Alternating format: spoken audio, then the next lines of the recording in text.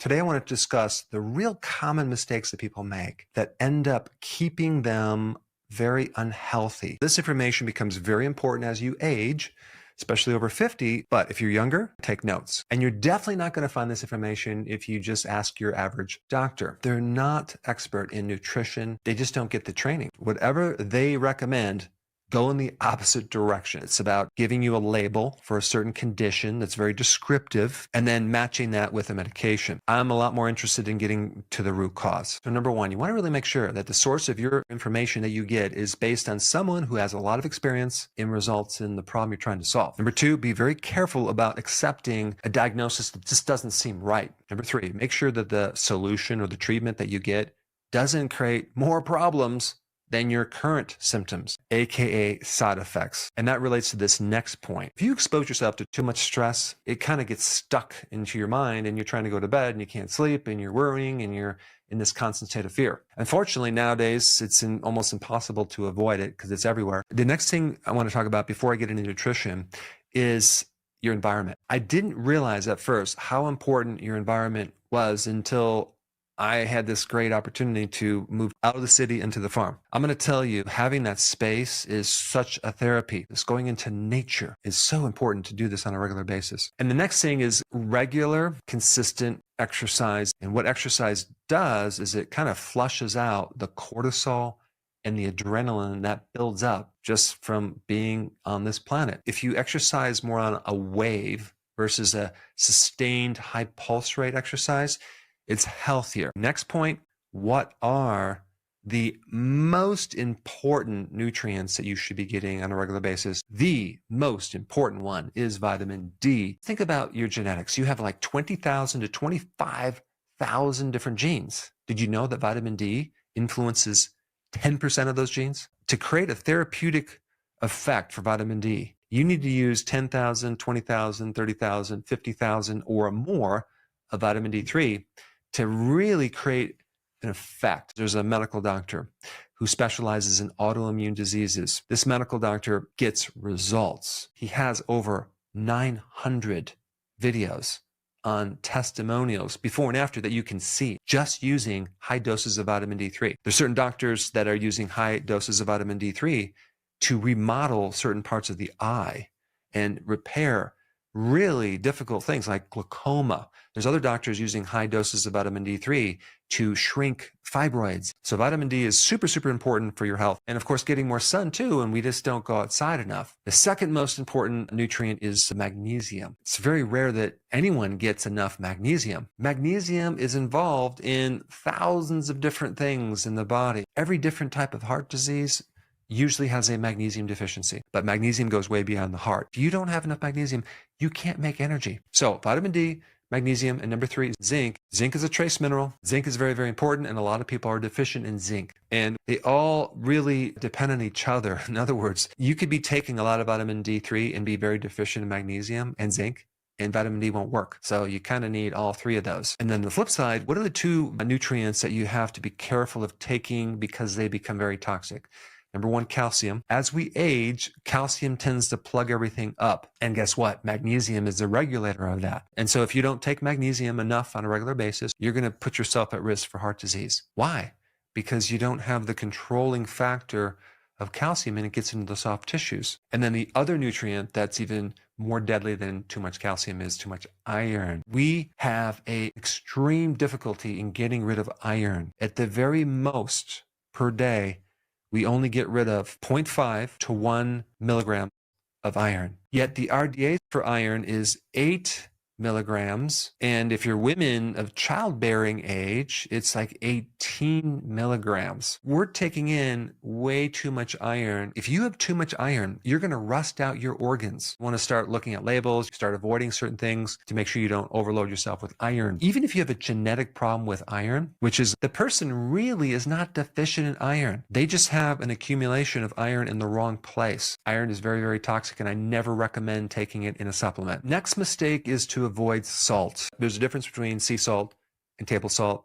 I always recommend sea salt because sea salt has 84 minerals. If someone is salt sensitive, in reality, They're just deficient in potassium because potassium and sodium work together. And we need a considerable amount of sodium. And you get that from sea salt. And when you're deficient in salt, your cortisol goes up. This can affect your sleeping. This can make you stressed. It's a very important electrolyte. The RDAs for potassium, you need 4,700 milligrams. That's also really important for generating energy for your nerves and your muscles every single day. I don't think anyone gets that. Next point, someone recently asked a question, what should I be doing as I go through menopause? And I said, well, make sure you're consuming enough cholesterol foods. You're like, what? Are you kidding? Doctor's trying to lower my cholesterol. Well, what happens when we age is we start having a decrease in hormones, testosterone, progesterone, estrogen, things like that. And all of those hormones are built out of cholesterol. When you start to cut down your cholesterol, or you take certain medications that cut down your cholesterol, you really cut down those hormones that are already tanked and very, very low. So having sufficient amounts of the raw material, cholesterol, in your diet is very, very important, especially as you age. We need cholesterol for our brain, bile salts to help digest fats. Most importantly, we need cholesterol to make hormones. Where do we get cholesterol? Butter, eggs, dairy, shellfish. And just as a side note, just think about this. Diabetes is too much sugar in your blood. Wouldn't it make logical sense to start cutting down sugar and carbohydrates? In fact, what they focus more on is making sure you have some glucose tablets in your pocket or candy in your pocket if your blood sugars become too low because the medication is pushing it too low. Why not just take less medication if you come off the carbs? This whole thing is insane. But it's not just about cutting down the sugar carbohydrates. It's cutting down this other carbohydrate called starch. Most of the starch that people are eating is not really listed as starch on the labels. It's listed as these other words, modified food starch, but then you get into the wheat, flour, all of that is starch. Next point, in your diet, you have proteins, carbohydrates, and fats. Which one would be the most important to focus on as far as to create health? Proteins are the most important. Why? Because most of your body is protein, not just muscle, connective tissue, but your immune system, antibodies, white blood cells, and a person, an insect, an animal will continue to eat until their protein requirements are satisfied. So just take a look at junk food, right? There's not a lot of protein in junk food. You know, the cereal boxes, the crackers, the cookies. Look at the protein. It's just like missing. What food would give you the most healing right off the bat? Grass-fed beef, grass-fed lamb. That's the most nutrient-dense food to heal the gut, to give you trace minerals, to give you B vitamins, but also to give you the highest quality protein. I mean, think about it. As we age, especially over 50, we start losing our muscle. You need to keep your protein at a higher level with each meal. You can also get a super concentrated amount of these nutrients from organ meats. I wish I liked liver. I don't like it. I'm not going to eat it. However, there's another liver that I love. In fact, sometimes I crave it and it's really delicious. It's cod liver. And the reason I'm bringing up this cod liver is because it's one of the best sources. I consume it probably twice a week. All right, next point is very, very important. The frequency of eating. Let's say you're consuming 2,500 calories per day and you were to consume them just twice a day versus 6 times a day, all those extra meals creates more of a problem for you because every time you eat, you stimulate insulin. Producing too much insulin is probably the single biggest problem right now behind so many chronic illnesses, not just diabetes, but a fatty liver, high blood pressure. We talked about reducing the carbohydrates. Now we're talking about reducing snacking, grazing at night. It's just not good. If you could just take your snacks, if it's nuts or whatever, and just push them to the meal and just had 2 meals a day, I think that would be awesome because then you can actually do intermittent fasting and you can create a lot of improvements with that because it's going to reduce your insulin. Next point you should know about autoimmune diseases. It's where your immune system is attacking itself. It's the number one problem out there. I think it's a combination of a couple things. Number one, the person has low vitamin D, but I don't think it's the only cause. And it has to do with microbes, viruses, and other pathogens that are constantly trying to invade our body and create all these problems. And one of the strategies that they do is they downgrade your vitamin D receptor.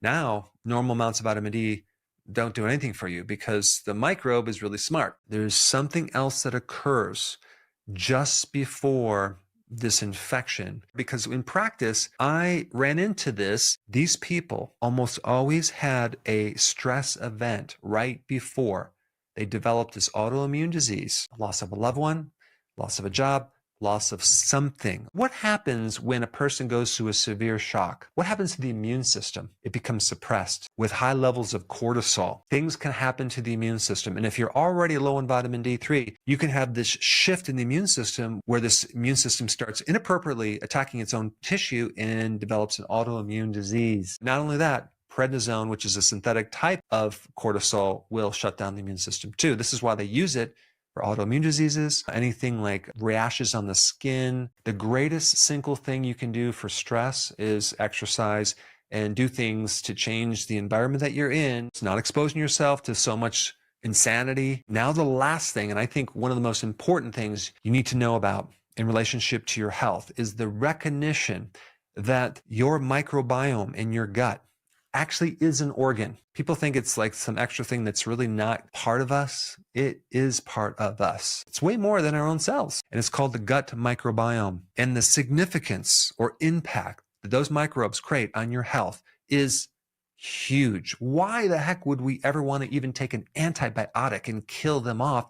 It's beyond me. What you have to realize is when you take an antibiotic, you will never have the same microbes ever again. A lot of these microbes never grow back. It's a lie that they told you that, oh yeah, you're just going to actually decrease the number of microbes and they're just going to come back to normal just like before. No, that's a lie. The importance of supporting the gut microbes as an organ is vital. For what? Immune protection, the neurotransmitters that are created, your mood, your cognitive function is influenced by the microbes. There's certain vitamins that are made by these microbes. A lot of your digestion is related to microbes. Your ability to get rid of cancer is related to these microbes. Your ability to sleep good is related to these microbes. And the list goes on and on and on. That's why it's so important to, on a regular basis, consume fermented foods, sauerkraut, kimchi, yogurt, and taking a very good probiotic would be very, very smart. I covered a lot of stuff in this video. I think all of it's super important, especially if you're over 50, but I would apply a lot of this information before you're 50. Start creating your health right now because health has to be created. It doesn't just automatically